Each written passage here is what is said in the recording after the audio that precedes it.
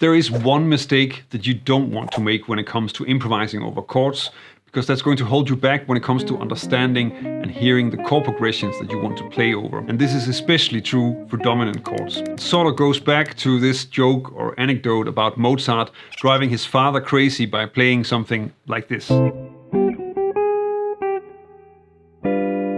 When I play this, you can probably hear what the root is, because the last chord really wants to resolve to that root. And you can also hear that I'm not resolving it. And of course, that's the joke. Mozart would play this as a kid just to infuriate his father by not resolving that final dominant chord. But what this also tells you is that in a lot of music, chords are not isolated things. A piece of music rarely sounds like unrelated harmony next to each other. You immediately start to hear connections between the chords and hear some chords as tension and others as resolution. And I'm going to use this to say something that sounds a little bit ridiculous in a bit. With experience, you start to hear the progressions that you're reading, similar to how you can probably just imagine how a 12-bar blues sounds and play that in your head like an audio track.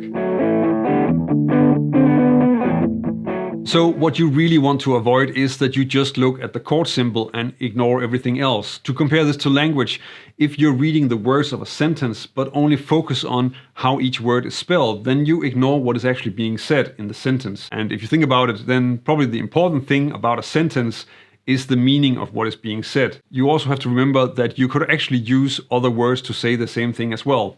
This is also true for at least most music. A chord is a part of a context, and you want to understand what that context is. And here's where I get to make my crazy statement.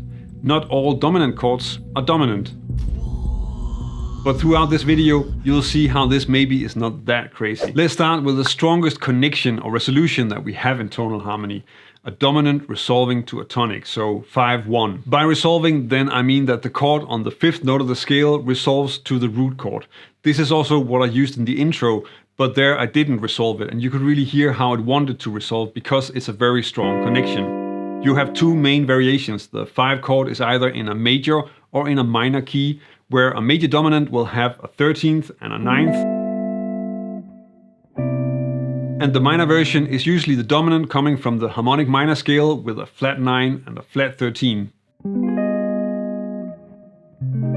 But there are of course a lot of other options as well. Let's go over another very common dominant before getting to the dominant chord that is actually subdominant. The next type of dominant chords are the ones that you come across that resolve, but just not to the tonic chord in the key. So the secondary dominants. And if you analyze harmony, then you of course know that you write a 5 when you have a dominant, and if you have a secondary dominant, then you'll write a 5 in brackets. Some of the common ones would be the ones that are resolving to the 2 chord. So in the key of C major, that would be an A7 resolving to a D minor 7.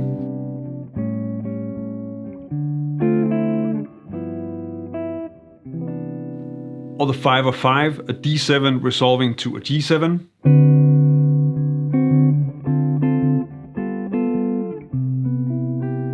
And you also have a lot of songs that move to the 4th degree, so in C major, that would be a C7 taking us to F major 7. The secondary dominants follow the same guidelines as the regular dominants, so the extensions depend on whether the target chord is major or minor. Let's have a look at a dominant chord that actually is a subdominant.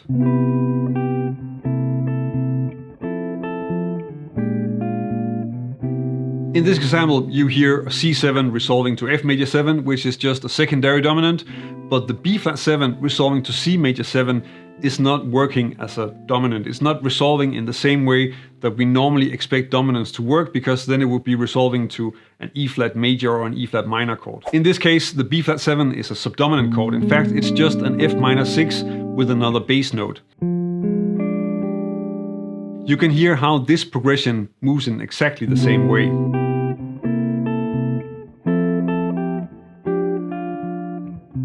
So the B flat 7, which is often referred to as the backdoor dominant, resolves like an F minor 6 to C major 7.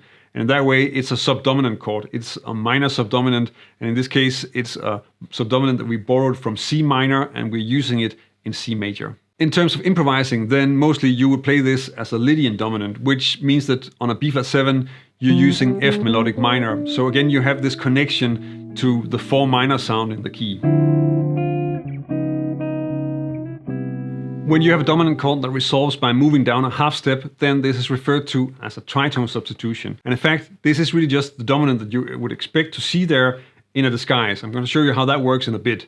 When you analyze the dominant, then you just add sub in front of the 5, just to note that this is a tritone substitution. And the reason why a tritone substitution works is that if you look at a G7 next to a D flat 7 a little bit closer, then you can see that they share the core part of the chord, the 3rd and the 7th. You can come across tritone substitutions for secondary dominants as well.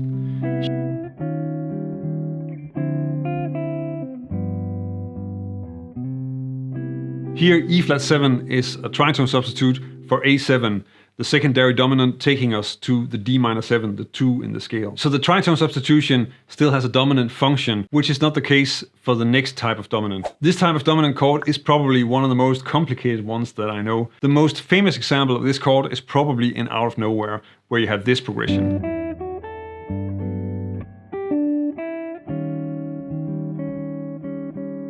You also find this in the original Star Trek theme. In this case, the E flat 7 is in fact an inversion of another chord, namely a sharp 4 double diminished. In the key of G major, then sharp 4 is C sharp, and the sharp 4 diminished would then be C sharp, E, G, and B flat, so C sharp diminished. Now C sharp double diminished would be that same chord, but then with a diminished third, so an E flat instead of an E.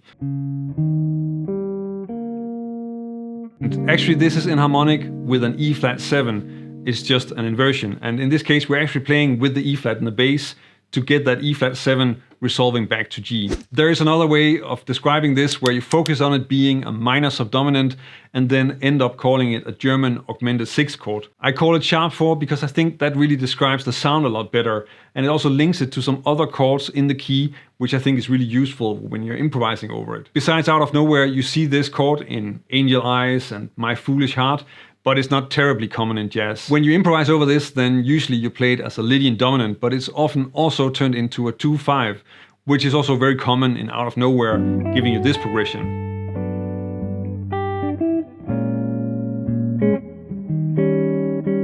If you want to really understand jazz harmony, then it's also useful to dive into the different types of diminished chords that you come across. And often people try to reduce diminished chords just to dominant chords, but that doesn't really work that well. It doesn't describe how they sound or how you play over them.